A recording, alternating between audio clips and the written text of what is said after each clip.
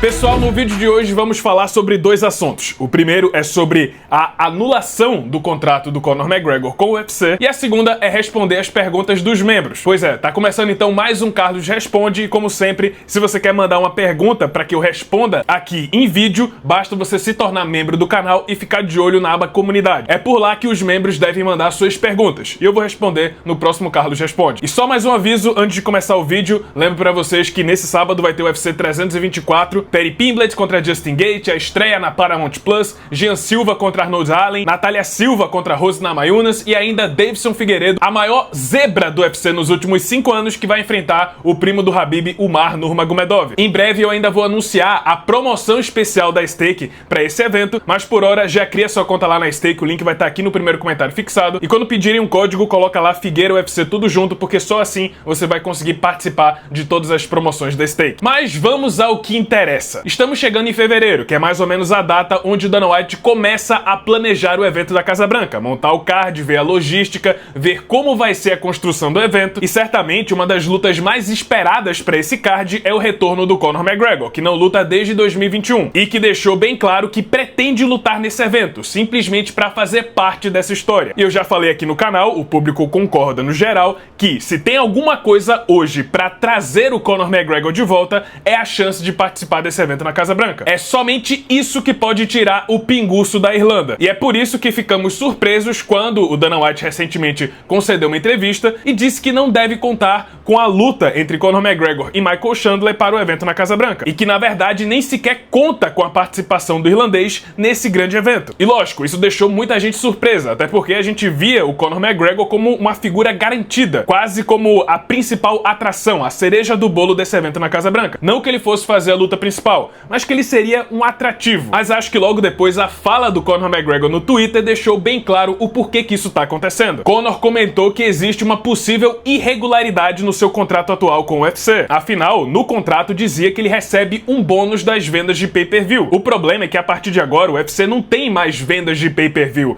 Todas as lutas estão inclusas na assinatura do Paramount Plus, e com isso o Conor McGregor não vai mais receber um bônus, que com certeza era uma grande parcela da sua bolsa no UFC. McGregor então disse que esse contrato deveria ser anulado, porque não existe outra compensação para preencher o bônus que viria das vendas de pay-per-view. Ele então pediu a anulação do contrato para que haja algum tipo de compensação, ou renegociar um novo valor que vai cobrir esse buraco. Ou seja, tá pedindo um valor bem gordo para renovar com o UFC. E aí tudo fez sentido. Por que o Dana White falou essas coisas? Ele ativou o modo negociador. E a postura do Dana White com Conor McGregor em negociações geralmente é a mesma. Ele tenta sempre baixar a bola do irlandês. Deixar claro que é o UFC que manda e não é ele que dá as cartas. E agora a mensagem do Dana White é bem clara. Não precisamos de você na Casa Branca. O evento é grande por si só. Vai vender por si só. A Casa Branca é o chamativo, não você. Mas, se você quer competir nesse card, se você quer fazer parte da história, é bom você aceitar os nossos termos. Vai ser feito do nosso jeito, não do seu.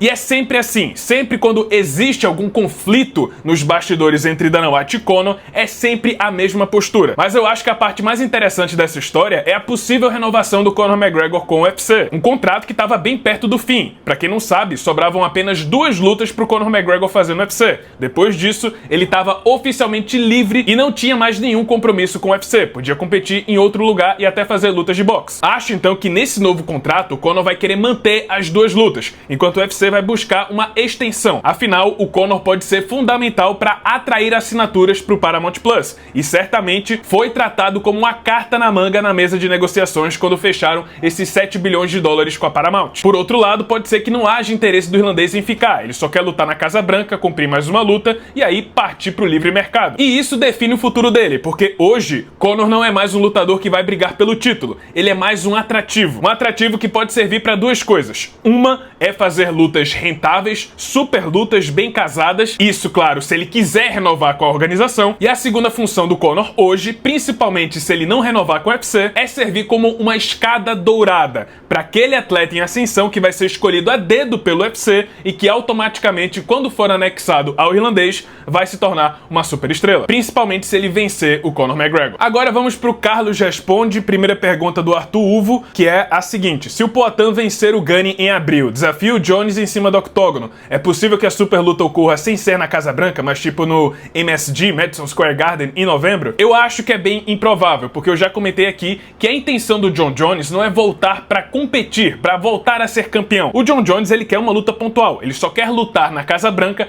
pra fazer parte dessa história e depois voltar pra aposentadoria. Então o Jones não é que ele queira voltar pra lutar com o Poatan, ele só quer lutar na Casa Branca, seja contra quem for. Então se realmente o Poatan lutar em abril com o Gunny e desafiar o Jon Jones pra lutar em novembro, eu acho bem improvável que o Jones vá aceitar o desafio. Talvez, se o Dana White entrar no meio, negociar, comentar, colocar uma grande oportunidade da mesa, até porque o Jones também queria luta com o Poatan, aí pode ser que sim, mas acho que é bem mais provável ver o Jon Jones na Casa Branca. E se ele não conseguir lutar na Casa Branca, eu acho que ele vai continuar aposentado. Agora vamos pra pergunta do Ali Hammer. Carlos, Jean Silva vence Allen, Lopes vence o Volka e se torna campeão. É possível Jean pular a vez do Murphy e do Evloev, indo assim direto para a revanche contra o Lopes? É muito possível. Tá bem claro qual é o modus operandi do UFC pra esse ano. O fato deles terem deixado o Evloev e o Murphy chupando o dedo enquanto fazem essa revanche entre Diego Lopes e Volkanovski é que os lutadores empolgantes, aqueles que atraem, vão ter mais vantagem do que aqueles que fazem lutas chatas, que não são tão carismáticos. Então é bem possível que a próxima luta seja Evloev contra Lerone Murphy e o vencedor de Jean Silva contra Arnold Allen pode ganhar um bilhete dourado para disputar o cinturão dos penas. E outra coisa, Diego Lopes contra Jean Silva, se acontecer no Brasil, vai ser sucesso na certa. É uma excelente pedida para liderar um card aqui no Brasil, pode ser no Rio de Janeiro, lá para a segunda metade de 2026. E digo mais, se o Volkanovski ganhar do Diego Lopes de novo e o Jean Silva vencer o Arnold Allen, não ficaria surpreso se marcarem Volkanovski contra Jean Silva. É bem notório que o UFC tá bem interessado, quer investir nesse pessoal da Fighting Nerds, tanto que o Jean Silva, vindo de derrota, pegou um cara bem acima dele no ranking, e o fato é que o Jean Silva, como personalidade e lutador, é um cara bem mais interessante do que Lerone Murphy e Movsar Evloev. Então sim, essa luta de sábado pode ser importantíssima pro futuro do Jean Silva no UFC. Mas é isso, pessoal, esse foi o vídeo, eu espero que tenham gostado. Se você gostou, deixa seu like, se inscreve no canal, já ativando o sininho das notificações para não perder o próximo conteúdo. E é isso, muito obrigado por terem assistido e até a próxima.